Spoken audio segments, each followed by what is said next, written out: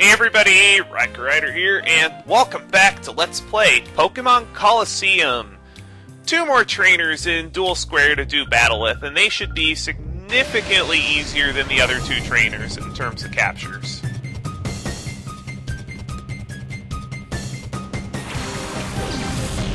The Skiploom is, on paper, the second easiest capture to make. I don't remember it giving me too much trouble in my test run.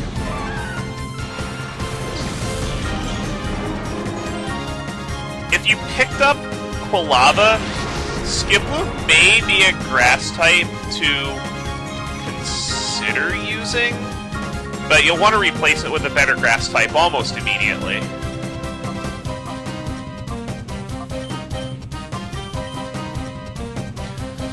The reason why is because it doesn't even get an attacking move until it learns its 3rd purification move, and that's Mega Drain, which isn't great.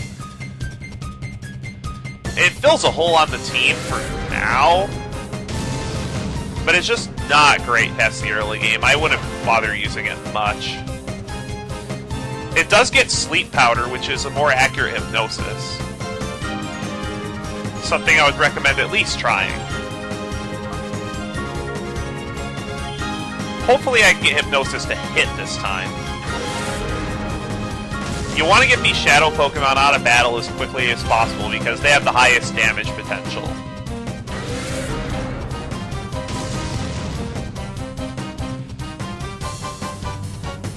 Now, Mischievous isn't very useful right now because it has mainly average stats. But once it learns its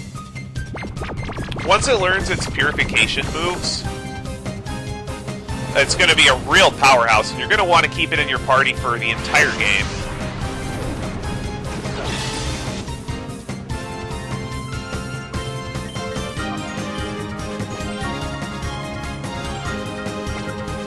Now I'm going to wait around. I want to give it one more move first. If there was a way early enough in the game that you could tutor a good grass-type move onto it, then it would be great, but unfortunately it can't learn anything useful. Matter of fact, I don't think it learns any level-up moves beyond the level that you learn it at, which is kind of a disappointment.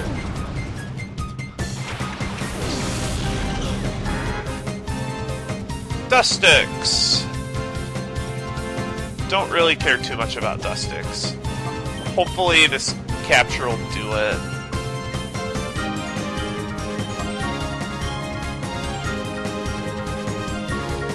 I'm just gonna look it up real quick. Put it into the calculator. Hopefully I won't need to. No, I didn't need to. Cool. What was the chance anyway? Oh, it was 100%.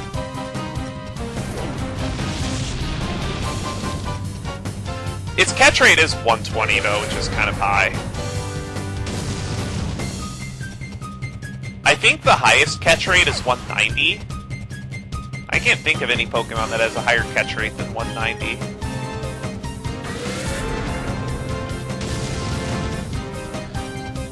Now, Hyper Mode curing is generally the fastest way to reduce the Shadow Gauge, but it just takes time overall. And Shadow Pokemon that have, I think, besides the method, I think the other things that affect the purification rate are the Shadow Pokemon's level and the Shadow Pokemon's catch rate. I believe Pokemon with lower catch rates purify slower.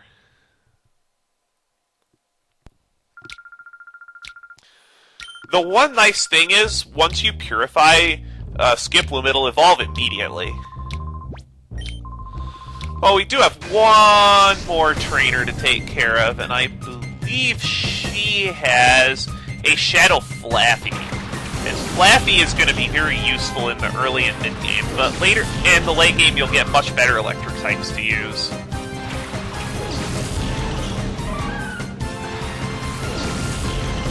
And if you don't want to bother raising another electric type, You may want to consider using Flappy and eventually Ampharos for the entire game.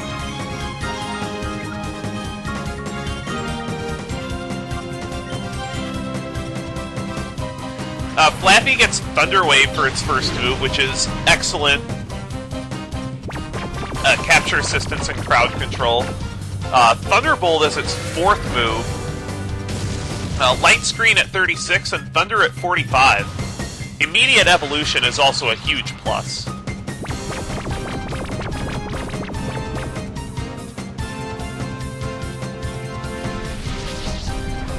These are not difficult trainer battles, but getting out of all of them without having to heal too many times can be a chore.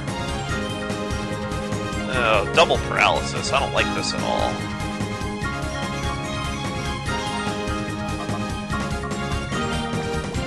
Don't worry too much about going through your super potions, because it'll just happen.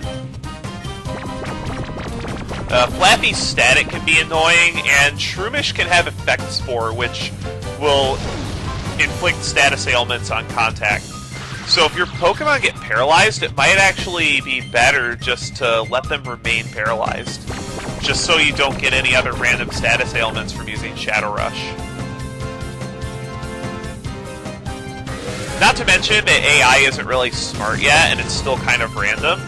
So if you have them continue to use Stun Spore and other Stun Spore and Thunder Wave, they can end up wasting turns.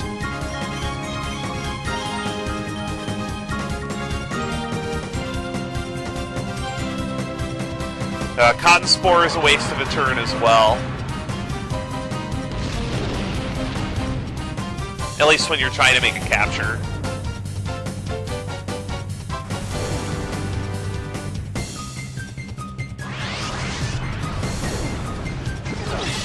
Yeah, you didn't deal very much damage even on a crit because Absorb is that weak. Okay, 50% with paralysis should be okay.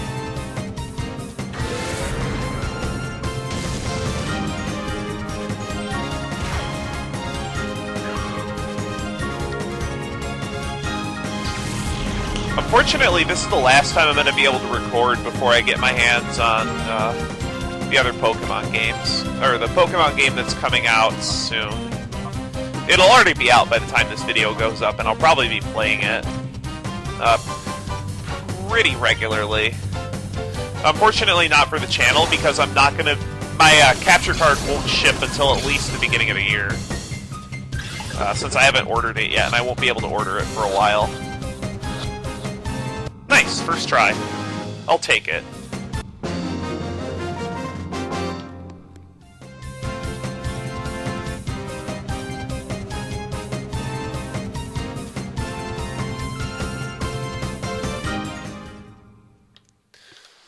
Now, one thing at this point in the game is you'll probably be out of Pokeballs by now.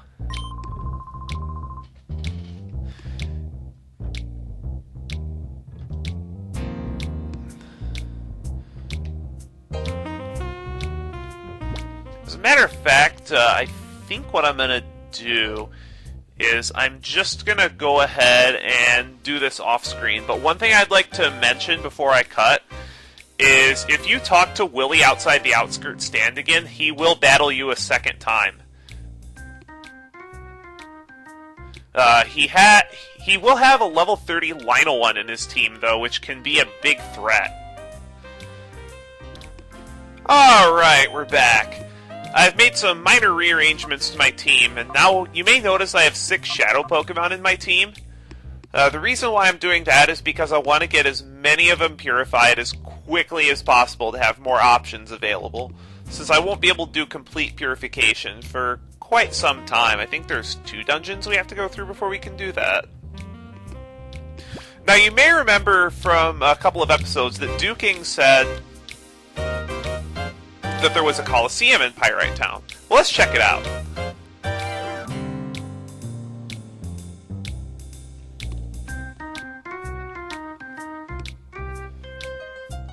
Boy, I certainly wouldn't want to live in this town. It looks kind of run down, the buildings look like they're constructed horribly, and there's all kinds of thugs here. Now, one thing I'm gonna do before,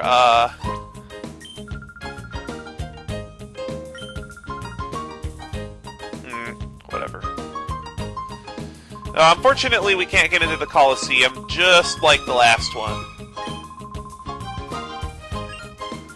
But you do have to talk to the receptionist in order to trigger the next part of the game. Once you talk to both of those guys and return to the beginning of town, you'll see a shady guy at the start of town, at the town's entrance, called Kale. And apparently he's got some juicy information for us.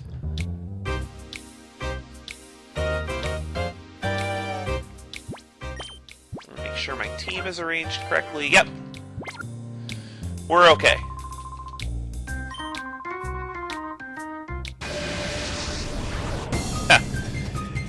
Yeah, he does have a shadow Pokemon that's more powerful than the ones we've met up with so far. He has a level 33 Shadow Furret, which I want to get out of the battle as quickly as possible, because it's very dangerous.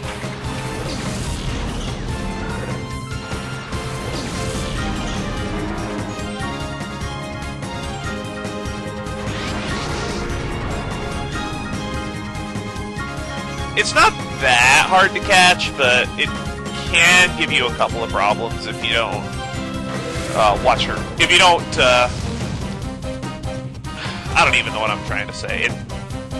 It can cause problems because of its high-ish attack power. But its defensive capabilities aren't the greatest.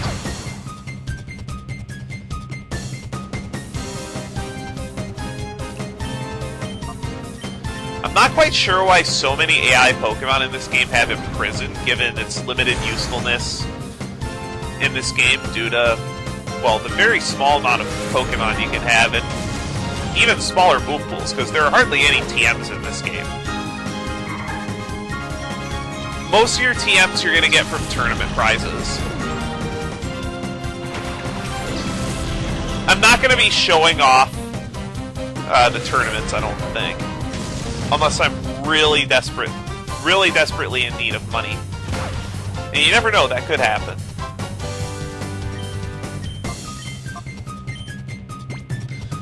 Okay, it's about 50% with a Great Ball. Let's go for it.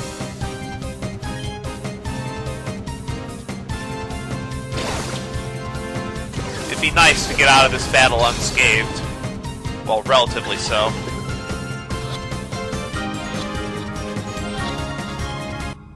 Nice, first try.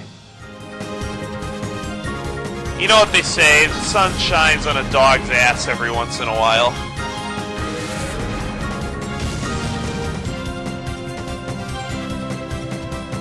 Wow, I can't believe that didn't KO it. I do need to get Quilava out of Hyper Mode though, and I think I'm going to do it on this turn.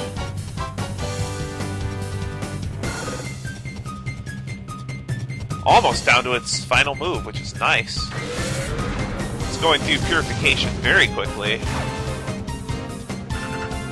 Some of the early Shadow Pokemon that you get can actually deplete an entire bar in one use of the call command.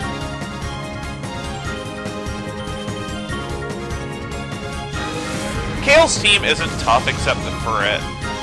It's just that since he has 4 Pokemon, it can be a little bit of a marathon battle.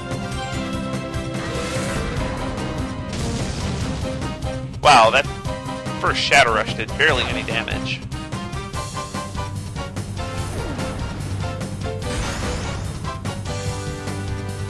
Quagsire is also pretty bulky, which is another reason why I like using it.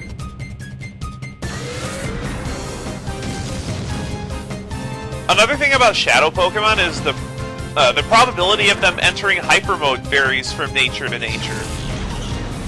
There are a handful of natures that increase it, and a handful of natures that decrease it. 8 and 8, as a matter of fact. There are only 4 natures that actually remain neutral.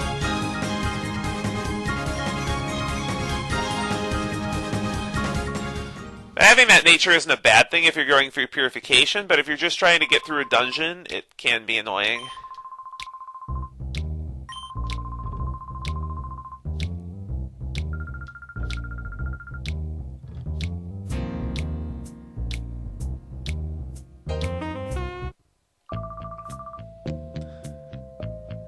Meanwhile,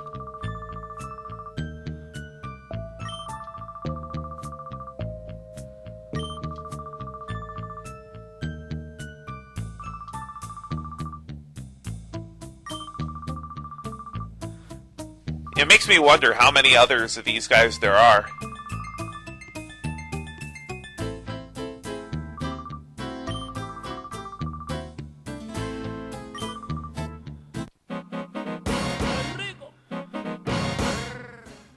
Like I said in a previous episode, I still think that Reef is better than Mirror B's theme, and a lot of people hate Reef for some inexplicable reason. Anyway, you may have noticed that building that they were inside before. Unfortunately, we cannot get in there quite yet because the doors are locked. And we do not have a key to get in that door.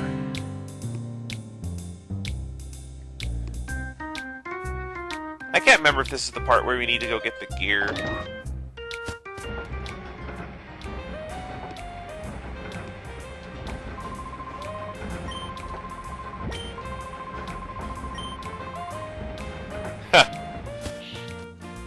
I guess that's later on.